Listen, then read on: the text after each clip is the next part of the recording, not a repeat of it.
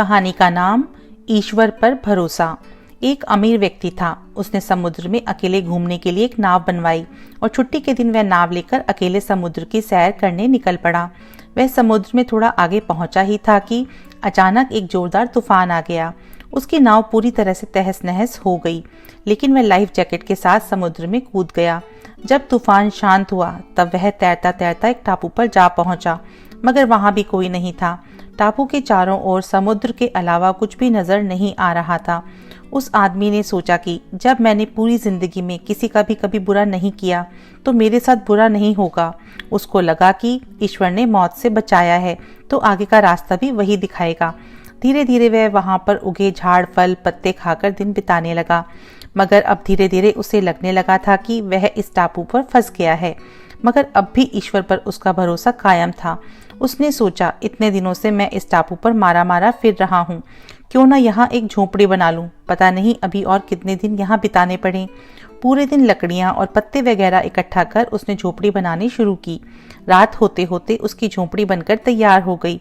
अभी वह झोपड़ी के बाहर खड़ा होकर उसे देखते हुए सोच रहा था कि आज से झोपड़ी में सोने को मिलेगा।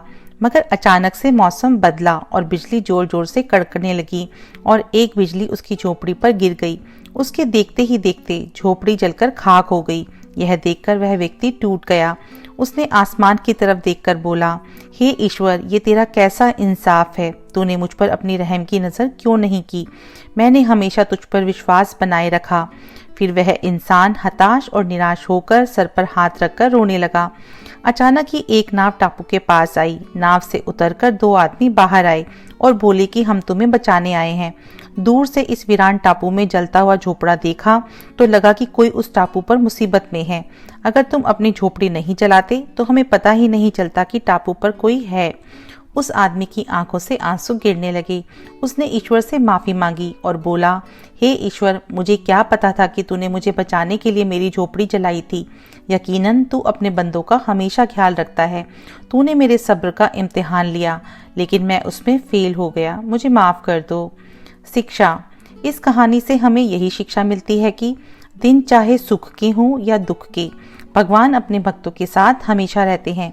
हाँ, हम एक बार ईश्वर से रूठ सकते हैं, लेकिन ईश्वर हमसे कभी नहीं रूठता। वह हमेशा अच्छा ही करता है। अक्सर हमारे साथ भी ऐसे हालात बन जाते हैं। हम पूरी तरह निराश हो जाते हैं और अपने ईश्वर या नियति से रूठ जाते हैं और विश्वास खो देते हैं, जिससे हमारे यानी आत्मविश्वास में भी गिरावट होती है। लेकिन फिर बाद में हमें पता लगता है कि परमात्मा ने जो किया वह अच्छा ही किया, नहीं तो आज मैं यहाँ ना होता।